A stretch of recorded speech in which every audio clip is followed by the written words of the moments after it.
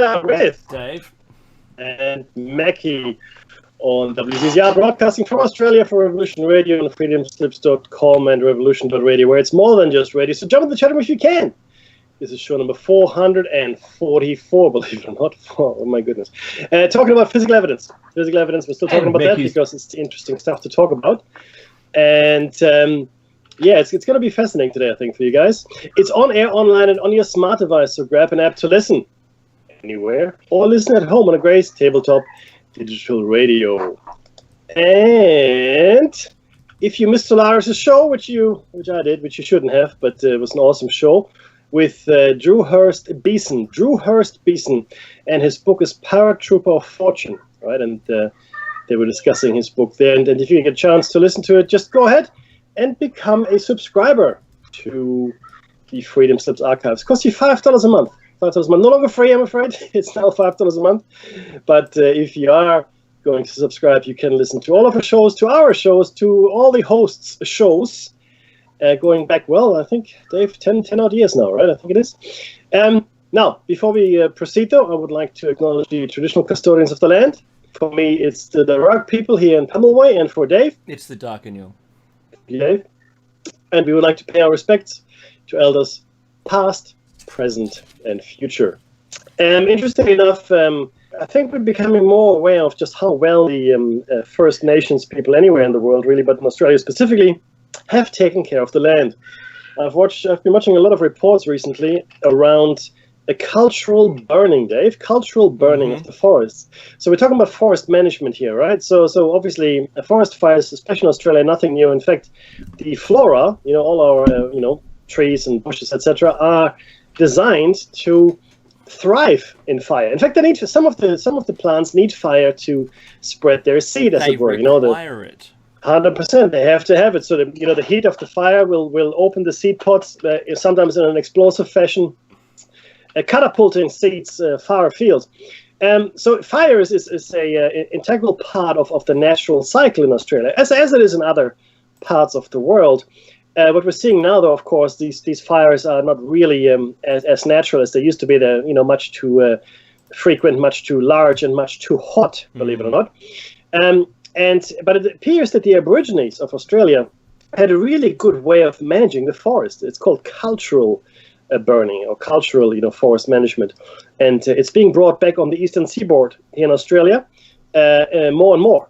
And because the truth is, the officials that are running forest management, etc., they're running out of ideas. It's that simple. What else can we do here, right? Hey, let's see what the Aborigines did, and that makes sense. All this backburning, all the things they used to do, makes perfect sense. And you know what? Maybe we should look to the native peoples elsewhere as well to manage our forests, because right now, yes, there are fires burning in the northwestern United States quite severely, as well as other places of the world. But the worst place of fires right now is in Siberia, believe it or not. Siberia has got the worst fires right now. They're massive. They're even dwarfing the Australian fires of last year. Massive fires. Oh yeah, they're huge. They're much bigger than what we had, and it's tundra.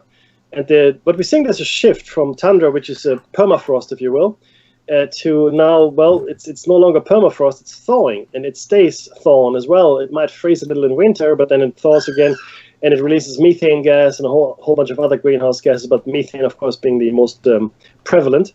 So it's a real problem. It's a real problem. So we are in a cycle where we're no longer seeing weather changes, but we're seeing climate changes happening. Again, climate change is not a new thing, guys. Not a new thing. Been happening for hundreds, millions of years.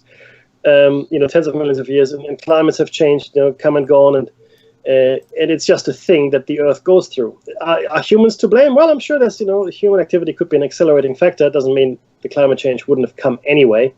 We might even be going through a cosmic cloud dust here, which might, change the quality of the sunlight. Who knows? Point is, climate change is a thing, okay? Not the weather. The weather is not changing. It will, but the climate is changing, which means the long-term weather patterns are changing, and we have to get used to it. What does it mean? It means that our temperature ranges will change. It means precipitation will change. Rainfall, snowfall, etc. The relative humidity, etc. will change. Flooding pattern will change. All the things that we are used to as weather every day will change. Longer summers, shorter summers, depending on where you are in the world, right? Colder winters, hotter winters, a whole raft of things. The least amount of change we can expect is probably around the equator.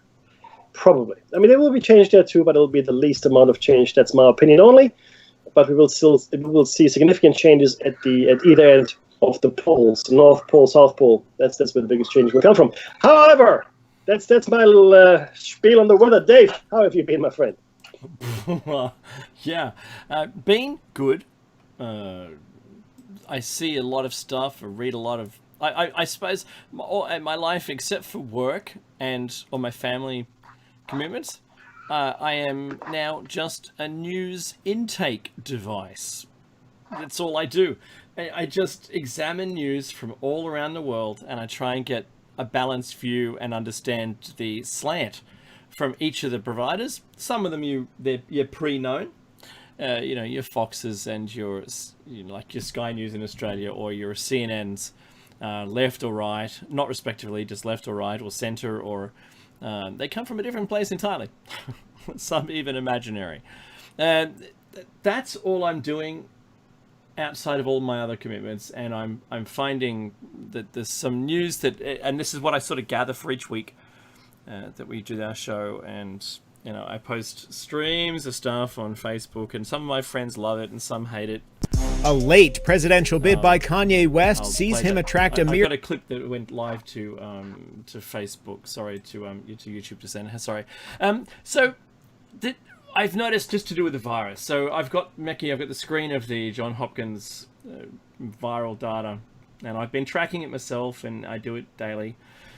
And the Bhutan had 1,600. I think I mentioned last week 1,600. I think it was deaths. Oh no, just the case count went down by 1,600. It had been climbing so slowly and steadily over time, and then suddenly it dropped. And someone's doing something, or they've defined it differently, or whatever, right? Maybe there was a whole cruise ship that just cruised away from Bhutan. It's probably landlocked. I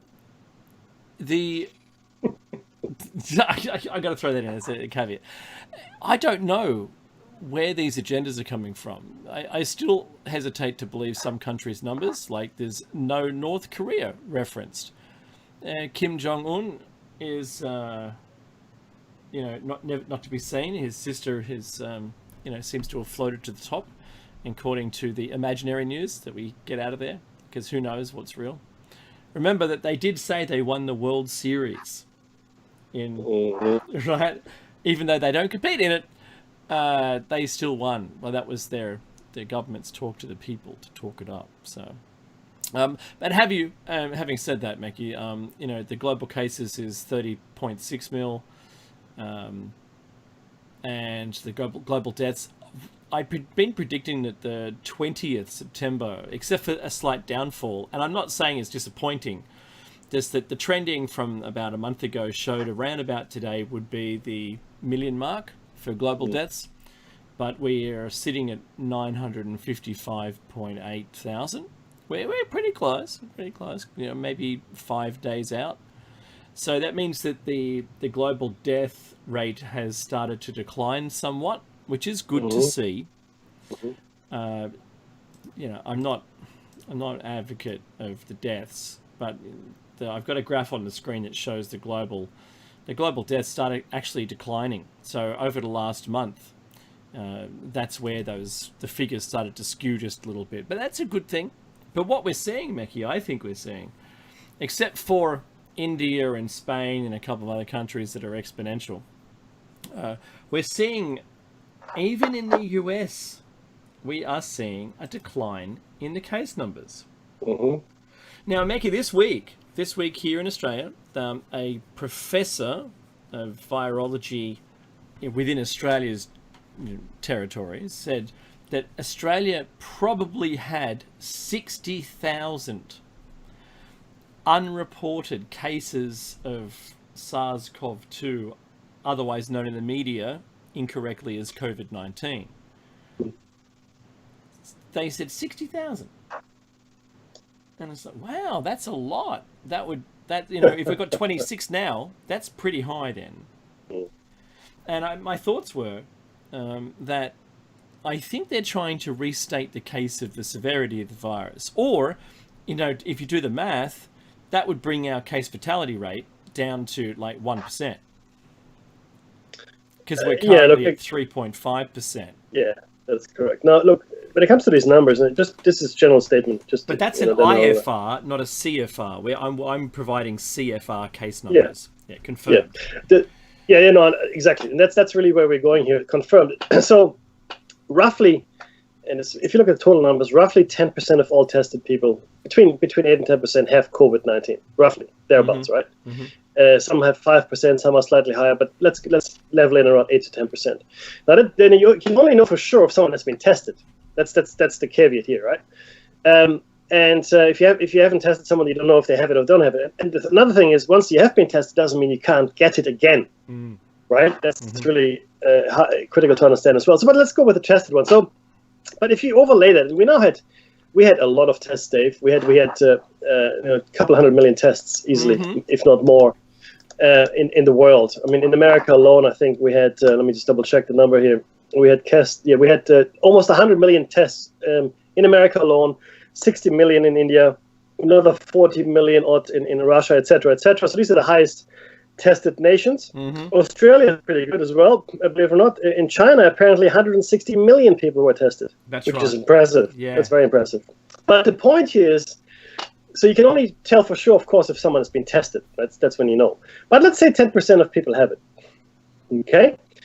So globally, 700 million odd people would have it then. That would be the number, right? Thereabouts. Because it's in every country now, right? And maybe once everybody gets tested, we understand that the infected number by now is close to 1 billion. Once everybody's tested. And the death rate then, obviously, you also have to multiply by probably 10, maybe more, right? So instead of 1 million dead, you get 10, maybe 30, maybe 40 million dead by now. We will only know this in retrospect. We will only know those numbers once we can do some, histographic studies looking back. Well, they're also mentioning, Mekki, the professor was mentioning that the different kind of test. So, was it CPAT or not, something at the moment or something? And the other one would be for antibodies. Not for the actual virus DNA, but for antibodies to show that you had it, but you're fine now. Or relatively fine. Whatever that means. Whatever fine means. And according to, I think it's, I forget the country name now.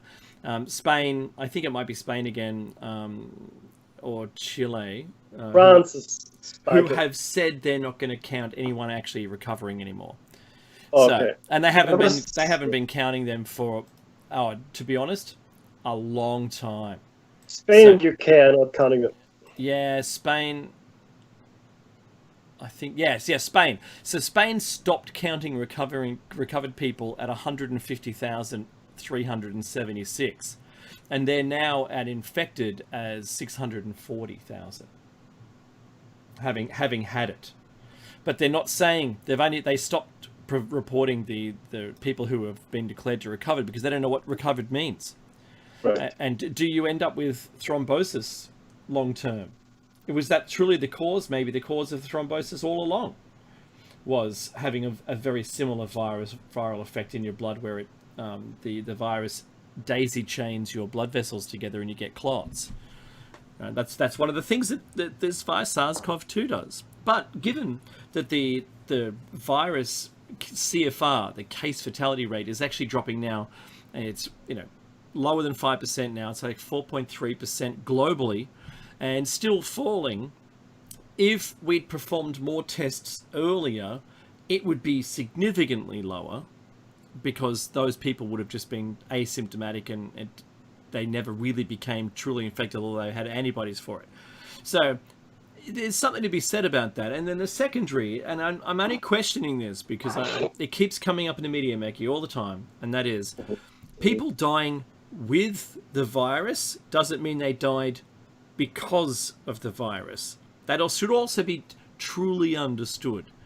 So they're listing people who have died with the virus but not as cause of death, as a death due to the virus at the moment, right? So anyone who dies who has the virus is just ticked because they're never going to do an autopsy, and there's not going to be a coroner's report on the cause of death.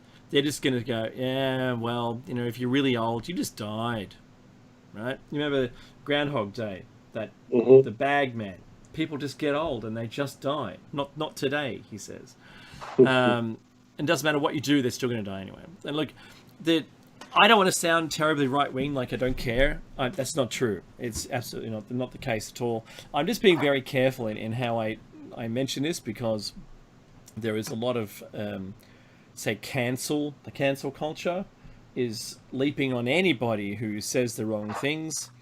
And this is a direct... Sorry, what culture? It's called the cancel culture. Okay, I haven't heard of that. Can you explain it for a second? Because that sounds interesting. Yeah, you don't want anything to be part of you, right? You don't want to be part of it or to happen upon you. Now, what happens is a mob of people, I'm not going to call them the 50 Cent Army, because that's the CCP version of people online, but there is a group of people online who are looking for things that you say historically online. A late presidential bid by Kanye West sees him attractive. And what they're doing is they're finding reasons to have you cancelled online and deleted. Removed. I see what you're saying. I got you. So essentially all your Facebook accounts or whatever YouTube accounts would be deleted, etc., right? Now you just go offline. That's the end of you. Wow. Your online presence is gone. And imagine this in a socially aware justice system where you just disappear. Like you're no longer online, you're no longer contactable, you can't make an account. Your social security number or what have you, right, for your relevant country is then used then to gain access and admission and benefits in society. Well, if that's all gone, good luck.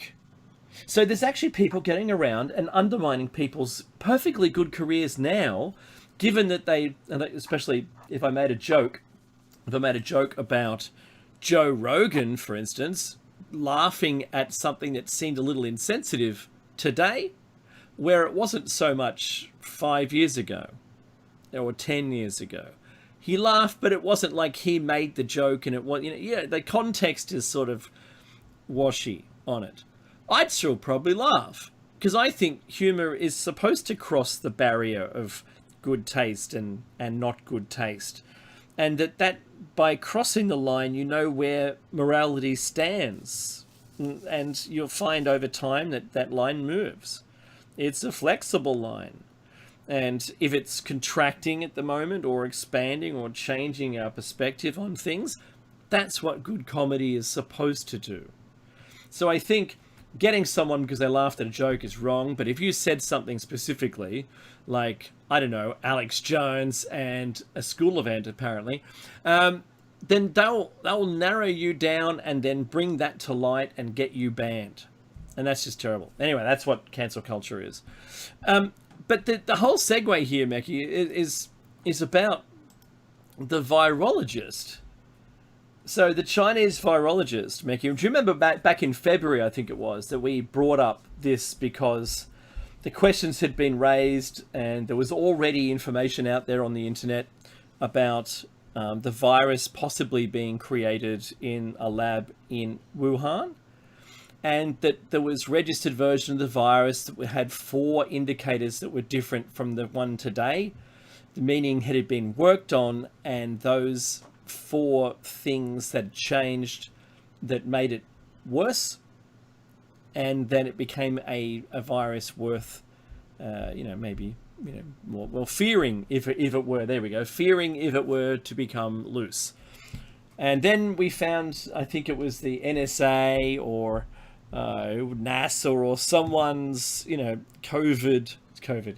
There we go. I like that.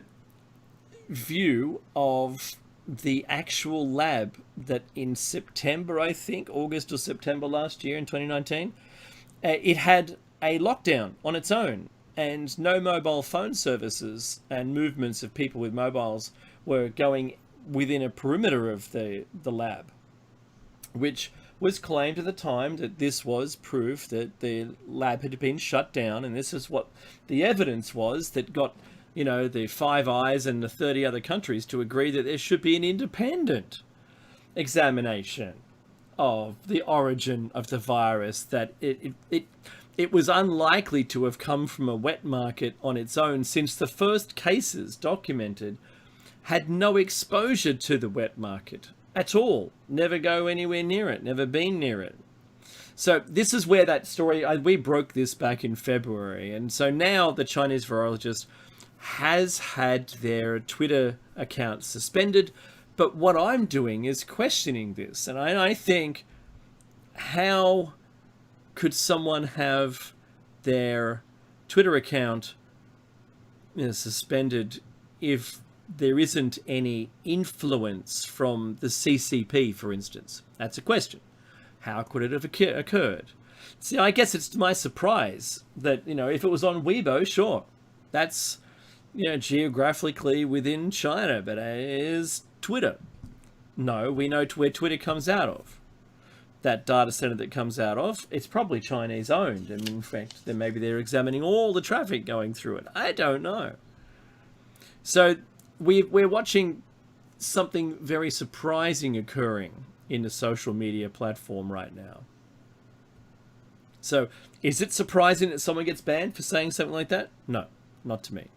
But to me, the extent to which it's possible that the CCP is able to control its maybe exhibit its force, or its ownership, or its bought people to be able to control our Western lives, that's what surprises me. Does it really? I mean, see, the thing is, it's actually it's actually easier. It's actually easier these days to exert that kind of influence, because before, look, think about the olden days. In the olden days, you actually had to go out there and burn books. That's a lot of work. That's a lot of work. And Are there any stairs? It's just one. Nuts to you. No, but look, ultimately though, these days, because the generation that's coming through since the mid-90s, since we had the internet, and universal connectivity, it's going to get worse, by the way, in that space. They don't really go to books anymore, these people. People don't really read anymore. I mean, I'm a throwback. I read a lot of books and constantly. I get my information from the net where I can, but not always. Yeah. However, it's a lot easier to control information, but more than information, you can much more easily control opinion. Right? Because information used to be fact-based before, in the olden days. Remember when information was actually meaningful? I remember those days. I remember those days when things actually made sense. And these days, though, because you can post whatever you like on the internet, Wikipedia, YouTube, whatever it is, right? Try and change Wikipedia, I dare you. Yeah, that's right. Good luck with that. I tried that too. But the point is that you can influence opinion on a massive scale without any facts supporting you at all. You don't need facts anymore. You don't see information. By the very term information means there's something there that is worthwhile knowing. There's worthwhile ingesting. Information these days is a lot harder to come by, because there are a lot of opinions out there, opinions and deliberate falsehoods. And you have to sift through it, but most people don't. They just take it on face value that whatever is posted by someone they like or follow or respect or whatever it might be, they just believe that, right? So I think, especially if you keep the population in the dark and you make sure they don't have access to any other news sources, or not very many news sources, it's very easy to completely keep people in the dark until the end of time. And that was really the nexus of 1984, the book, right? Control the information, control the narrative, control the truth on a very granular level, where you can actually make people say that 1 + 1 is 3, right? Mickey, if there was a time machine, would you talk? I'd go back in time and talk to George Orwell and say, your book ends up being an instruction manual. And he'll say, yeah, Dave, I know. Why do you think I wrote it? Well, he was actually... I won't live to see it, so good luck with that. Yeah, well, we don't know that idiot. No, but the thing is, he was actually a little more connected and in the know than a lot of people realize. Same with H.G. Wells. H.G. Wells, George Orwell, a lot of the English writers were a lot more au fait with what was to come. and the way things would shape themselves out. I don't know if you're familiar with future history or was it psychohistory? The Foundation cycle that Asimov wrote. Very interesting series of books, and I recommend it to anyone. Psychohistory. Right. And this is really what these people are practicing. So psychohistory is really the projection of human development into the future. I mean, what's likely to happen? And the truth is, the more processing power you have, the more accurate the scenarios are that you can run. Mm-hmm. Now imagine having access to a superpower computer, maybe something that preceded our capability in our civilization, and that you're able to run scenarios. So people always ask me, Dave, how long have these plans been in place?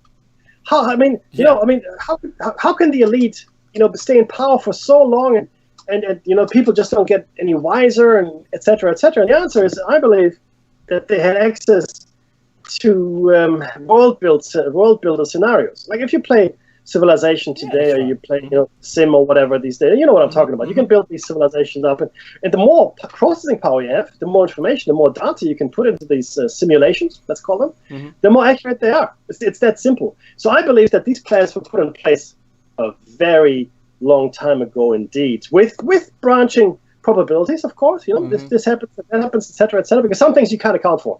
Some things you simply can't account for, and it's just a random event, right? You can mathematically account for it. You can try, but it's still hard to. It's like in the Matrix. Neo is the anomaly. He's the remainder of the equation that otherwise would be very beautiful. That's right. The problem is choice. Neo, choice. I love that bumper. Hey, I want to move it on to the vaccine trial, and some news came out this week, which I was a bit surprised to see. Not astounded, but a bit of surprise, and it was about the wording. About the wording of this. So the Food and Drug Administration is weighing whether to follow British regulators in resuming a coronavirus vaccine trial that was halted when a participant suffered spinal cord damage, even as the National Institutes of Health has launched an investigation of the case. So despite there being an investigation underway, they're proceeding with the trial, even though it caused someone spinal cord damage. Granted that the person who had the spinal cord damage was was it Alzheimer's? No, it wasn't Alzheimer's, the other one. Parkinson's or something? Yeah, it could be. Yeah, something like that. I remember reading that in the article. And so that immediately strikes out those people with that disorder from ever being vaccinated if there wasn't a way to get around it. What a cleanse, Mecky. Yeah. You want people that were not, genetically disposed to, having Parkinson's. Well, they can't get the vaccine. They're all going to get wiped out. Do you know what I mean? So, what a way of being able to cleanse the nation of, the people I'm not saying we need to do it. I'm saying, wow, how extraordinary is that? Like, I'm certainly not going to be the first in the queue. And when they filled up the vial to jab my arm, I would step out the way and hold a politician in the way of the needle so that they weren't pretending and got a saline injection instead. Yes, I've been vaccinated when they hadn't. Lies, right? Because look, I fear it. I fear the. I get my flu jab every single year, and I've always had all my inoculations as a kid. I had everything else. I've got my scar on my arm from traveling as a kid, and just saying, this is the only one that I think if we rush it through and it avoids all of the normal testing and rigorous examination, that we're going to end up with something that does a lot more damage than the virus is going to do. Like, remember Agenda 21? Let's not forget what that means. About 500 million people left on the planet. Correct. No, but it is. It is. Yeah, I know. It is. I mean, so look, is this astounding? No, not really. Mm-hmm. But again, this is about battlefield triage, Dave. Mm-hmm. And what I mean by that is, you must make the decision that is the greatest good for the greatest amount of people, right? That's how these decisions are made. Will people fall by the wayside? Oh yeah, absolutely. Right. And what does it mean for the context for the rest of? I mean, look. In fact, what if 7.2 billion people were to die and 500 million were to live? But then these 500 million, they would have a good life. Is that the right decision to make? Is that the wrong decision to make? Who makes the decision? Who could possibly make that decision? Well, the rich would have still all the money, and whoever was left, it would, I think, just be fighting amongst ourselves as surface dwellers. We couldn't have everything we have ever wanted. No. Because that would equalize us then with the elite. So we'd just be on the treadmills. Yeah, and people believe we're still in a living in a world restrained by resources. That's largely true, but not entirely true. The only reason diamonds are expensive is because not all the diamonds in the world are being released to the market. If the Russians, this is a fact. I'm conspiracy factist, right? Not a theorist. If the Russians were to release all the diamonds they hold, the value of diamonds would drop to the value of gravel. But De Beers cut a deal with the Russians not to do that. So De Beers controls the diamond market. If the Russians were to release diamonds, De Beers that'd be it, belly up, done, finished. Diamonds would be completely worthless. It would be nice to look at and hard, but they wouldn't have the scarcity value they have today. Similarly with other things, we think resources are scarce. We think that. But take a step back and look at the way Americans live, Europeans live, Australians live at large, even Southeast Asians for argument's sake. And then you realize just how many resources there really are to go around. I mean, it's not limitless, but there's enough for everybody. There's more than enough. Simple example, Australia has got a population of about 25 million people, and we produce enough food for 75 million people. Okay, for argument's sake. Again, it's a fact. You can look that up yourself. Similarly, other parts of the world as well. We still destroy food every year. Why? Because if we released it into the market, the price would drop. The price would drop to a point where we can no longer make profit. It's dumping. Yeah, it's dumping. And in fact, and not just. I mean, it's destroyed. It's actually into rubbish. So the release of that to the market is called dumping. Yeah. And and to get rid of it is in English we call that dumping as well. Ironically. Ironically. Yeah. And that's the way that they see it. If you dump it, it's the same as throwing it away because you're killing the price. That's right. And that's really the problem that we have here at large. That's where we're at, Dave. I mean, who makes these decisions, right? And to your point, we've been trained to believe that we're living in a society that is breaking under the burden of its population. Not true. Do away with all billionaires. Do away with all wealth that is concentrated in the few. And you will see just how well people can live. I'm not a communist or socialist, but I do believe that we all have to have a social conscience. As soon as we started living in cities, or living together in any form of tribal organization or family organization, we now have the obligation to look after each other. It's just how human beings function, right? And the few psychopaths at the top don't function that way. They don't give a hoot. Not even a little bit. But sorry, to my point to your question is, I'm not surprised. I'm not surprised at all because these decisions are being made by people that just don't care. On a very simple basis, if you work in a corporation, you're just a resource. You're just not even a person. You're a head count, right? If you're lucky. You're like a device. And if your usefulness is done, guess what? I'll see you later. Yeah, that's right. Right? The human element is completely taken out of the equation. Capitalism has dehumanized us. Capitalism, and same as communism as well. I mean, any ism will dehumanize us. Any ism will because it counts us as the greater number. That's all it does. Yeah. That's exactly right. Meki, I joined two stories together here because they're relevant and taken on their own, they're almost innocuous. But put together, there's something else into it. Okay, cool. So the two stories are the semiconductor discussions held in Taiwan with the US. So the US flew an envoy out there to discuss the future of chip manufacturing and who can and who can't. A late presidential bid by Kanye West sees him attract. We'll get to that story, I promise you. So the semiconductors, right? And then the other one, China flies bombers. It'll make sense when you watch YouTube. China flies bombers over Taiwan. They happened on the same day. So while the US was there, a top US diplomat landed in Taiwan on Thursday, marking the second high-ranking visit of a senior Trump administration official to Taipei in 2 months, at a time of historically low ties between Washington and Beijing. And there's a quote, "We feel that like-minded countries or fellow democracies need to pay more attention to this area and come to each other's help so that China's expansionist motivation can be deterred," says Mr. Wu. Mr. Wu told the France TV 24 station on Wednesday. So that was the day before.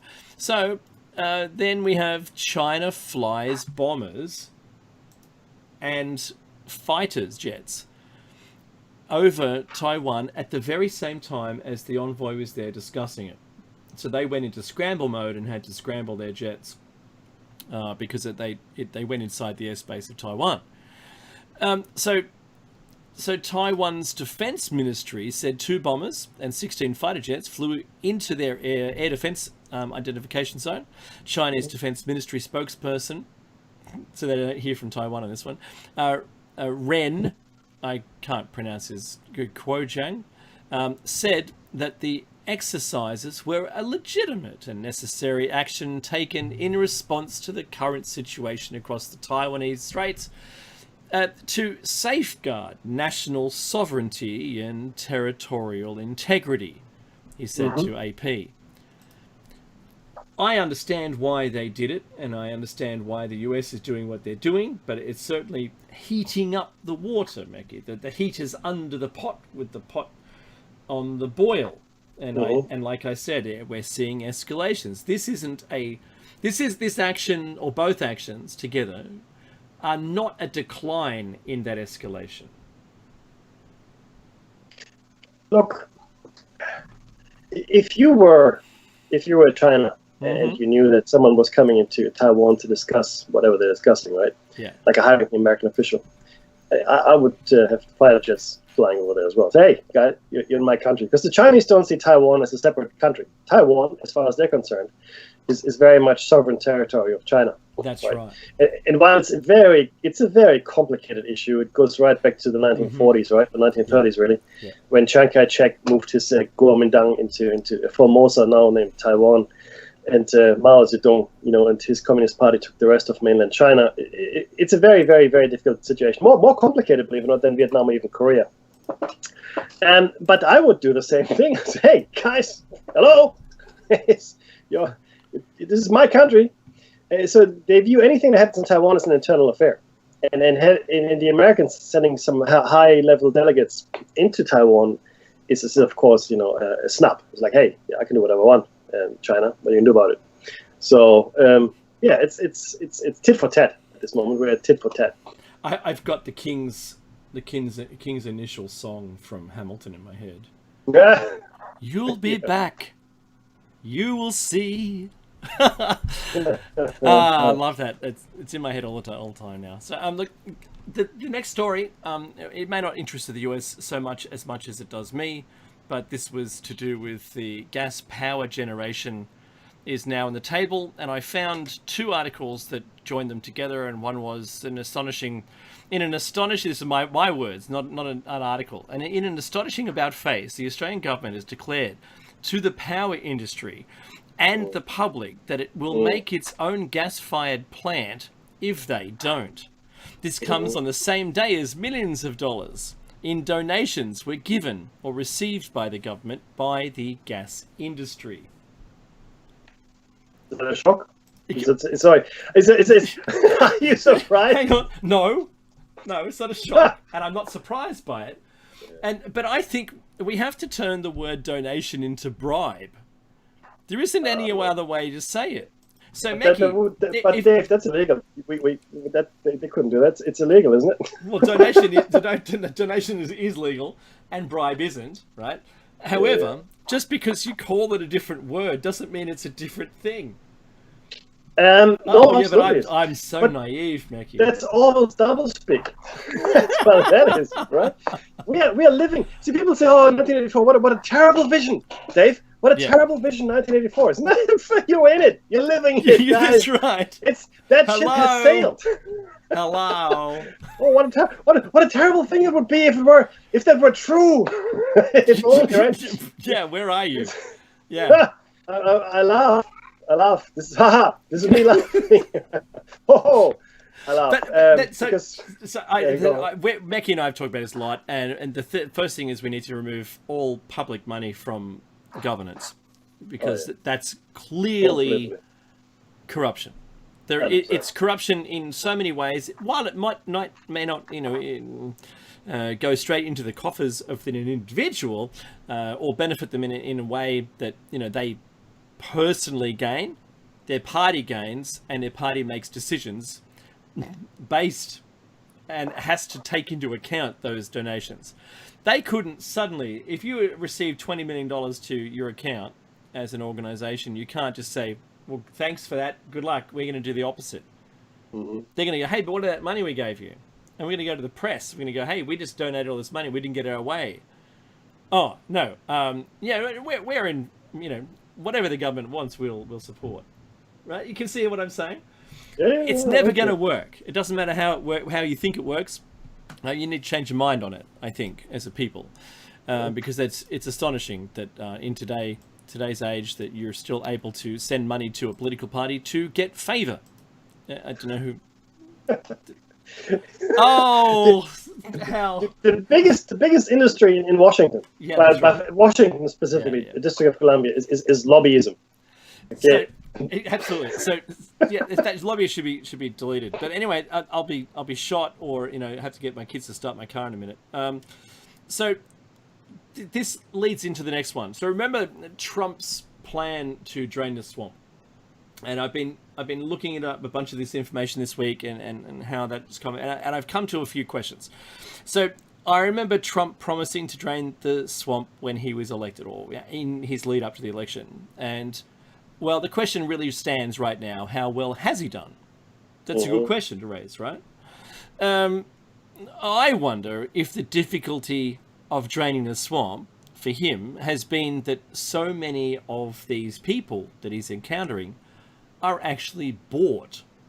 So someone owns them, or owns a concept or an item in which they can sway that person. Now, I'll give you an example, because I don't think it's going to, that itself sounds, Dave, that sounds corrupt, right, Mackie, right? But for instance, if you remember, if we take our minds back, set the Wayback Machine, right, for the early election, when Hillary Clinton was never actually pursued for the private email server that she had. And that's interesting, isn't it? And the emails on it, and then when she ordered it to be completely destructed by her own staff, and they smashed it to smithereens so nothing could ever be gained from it, despite there being, I can't remember the numbers now, I think it was sub 10, so like 9 different countries had hacked into it and extracted all the server emails off it anyway. Right, and now so Hillary Clinton, and in the pursuit of destructing of materials, then also would be a crime, because you can't then provide that as evidence, even though it was called as evidence. So my question is, how powerful are people, and who do they control? Are the same people controlled by many different, vectors in there? So how bought do you have to be? Yeah. See, I handed it to Mackie and goes, yep. No, but they're valid questions, right? They're questions. So each one of those is a question. See, the thing is, I don't want to say a lot about the Clintons. Yeah, I know, right? Okay. But like, suffice it to say, and this is a general statement I'm making here, not anyone specific. Tap dancing Mackie. Look at me, look at him go! What wonderful footwork! He's young beyond his years. No. The truth is this. The truth is this. There are two sets of two sets of rules that we know about. And in fact, there are probably 3 or 4 sets of rules. There's one set of rules for the people that have no power, which is the vast majority. I mean, I'm talking about true power, right? Mm-hmm. Power is a control over your life and others and other lives. And none of us, very few of us have true power over our lives or over the life of others. Whereas the other set of rules is for people that have the power, and they make the rules, and a different set of rules apply to them. So they're the laws that we all know, the constitutions, blah blah blah, and bills of rights and all that. If you're in the first group that has all the power, none of that is actually relevant to you, because you're above that. Okay, that's feudal, though, isn't it? we've never moved out of it, mate. If you look at my favorite example of this, because it's the most extreme example in recent times, is of course Jeffrey Epstein, when he was given the sweetheart deal to work during the day and just go back to sleep in prison. Yeah, and no one ever in the history of the American legal system had ever gotten a deal like that. No one. So the question is why? Why him, and why then, and what? And the people that gave him that deal, they're now in fairly high positions of power in the Trump administration. And not to mention Alan Dershowitz, his lawyer. I mean, if you think that these people aren't living in each other's pockets, you got another thing coming. They are absolutely living in each other's pockets, and I'm not astonished at all that all of these investigations fizzle out. Right. I mean, so once in a while you will need to put someone up there and hang him. Yeah, I know, fizzle, right? You got to hang him. I can't get past that. It's funny. Yes. I know. I completely agree. I mean, Epstein, for example. I mean, he was. I mean, I knew that he would never see the inside of a courtroom ever, criminal courtroom, right? Ever, because if he did, then the system that's in place would have to be put into operation. Because if at that point it wasn't working, then the people would see, the system really is not working, right? So he had to be suicidal, accident, whatever it might be. I'm still surprised that Ghislaine Maxwell. Have you heard anything about her? Just disappeared. No, there's nothing. It's just died down, right? Yeah, that's right. Well, we'll all forget about that. Don't worry, Yeah. Oh, the news cycle. Ghislaine who? What? Mickey, they're going to astroturf that, so we can't even find anything on the name. Yeah. You know what? That's possible. Absolutely. These days, that's the thing. It's called astroturfing, by the way. Everyone. Yeah, absolutely, completely. So look, the last one was real simple, and the second last one, and then there's Kanye West. So anyone who is Gen, I think, or Gen Tech, maybe, I think, is his demographic, and he was denied permission to run in Wisconsin because of 14 seconds. Ooh. That's it. So they said he was still in the lift, riding lift to the floor where you had to provide the papers, and was delayed by the lift and missed by 14 seconds. That the deadline was by 5 p.m.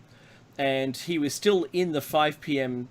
time. It hadn't hit 5:01. It was 5 and 14 seconds, and they denied him the access to be able to have his name on the ballot.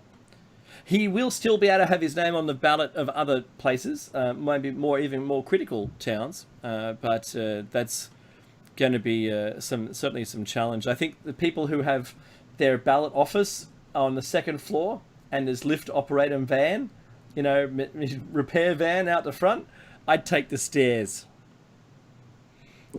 because it might be that they tried to prevent him from making it. If there are 5 stairs on the outside of the building, take those. I'd take those, yeah. Or maybe submit them the day before. That would be smart. I had a friend of mine who used to think that everything was just too much time to take to do anything. One event per week was enough when he was unemployed. It was just too much schedule.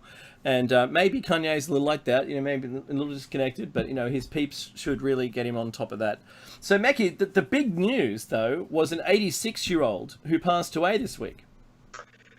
Yeah, Ruth Bader Ginsburg. She was one of the Supreme Court judges, and in fact probably the most, well, not the most liberal, but certainly a stalwart of the liberal movement. She was appointed to the bench many decades ago, and her death is probably the vote that swings the balance, depending on who's appointed. These are appointments, by the way, by the president, which have to be ratified by the government. By Congress, I think. But it's an appointment, and it could swing. And why is that important? Well, well, Roe v. Wade, which was the abortion case, or the right to give, the case that gave women the right to, in fact, have an abortion, was Roe v. Wade, and it was upheld and has been upheld for a long time now. But if there were to be a swing in the composition of the bench of the Supreme Court, that could very well be overturned, and we could see things like that become certainly, and maybe not illegal, but certainly could be criminalized. So it could not be as easy to achieve as it was in the olden days or before that. So it's actually an important thing, and again, a lot of the bench is quite conservative, being appointed by Ronald Reagan, by Bush Senior and Junior. Quite a few of those judges were appointed during those presidencies. Not very many people appointed during the Clinton or Obama years. Mm-hmm. And now the strongest liberal voice for women's rights, etc., was Ruth Bader Ginsburg. So it could be a tectonic shift in American lawmaking and law interpretation. So her now not being in the chair would mean who would have an opportunity to appoint someone? Well, the president. The president will put forward a nomination, right? And then it's ratified by Congress. There'd be an inquiry, etc., but I believe it's Congress that ultimately has to approve the presidential nomination. It's always appointed by president, always. Yeah, right. Well, it's before the election. Well, it's interesting, right? The timing is and Dave and I discussed this prior to the show, and we're not saying either way. I mean, she was 87 years old and she'd have cancer and all that. But that's right. The timing of her passing is at the very least thought-provoking. I'm not saying suspicious, but thought-provoking. It comes at a time of an opportunity, then. Yeah, if the Republicans thought that they could not win the second term, which is neither here nor there, and I want to say something about this just in a second, then it's certainly an opportune time to put a Supreme Court judge in there that would be what's the best word? Sympathetic to the conservative cause, right? And having said that, and I've got family in the United States, all over, by the way, and the Trump v. Democrats decision in the upcoming election has divided the nation, and I know this from personal first-hand experience, along family lines. Similarly to the 1850s and 1860s, where abolitionism and emancipation, etc., had divided people as well along family lines. We're saying the same thing again in this election between Trump and Biden, where people are divided amongst themselves in their families as to whom they should vote for. Well, there's a few things you don't talk about. One's religious, the other one religion. Politics. Yeah, politics. That's exactly right. So, that always makes for a great Thanksgiving, which is your next celebration coming up, and which is a dry run for Christmas. We don't celebrate that as much, but if you're a fan of eating 2 roasts a month apart, by all means do that. It usually gets too hot in Christmas here to do a roast because your house is baking, well, from the inside and the outside. So it's a deterrent here to do it. But I remember my candied yams, Mekki, when I was living over there, and there's the music.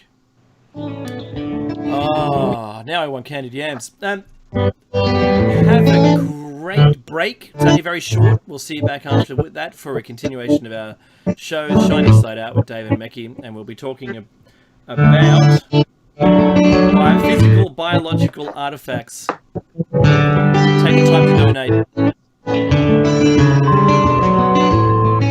we'll see you soon.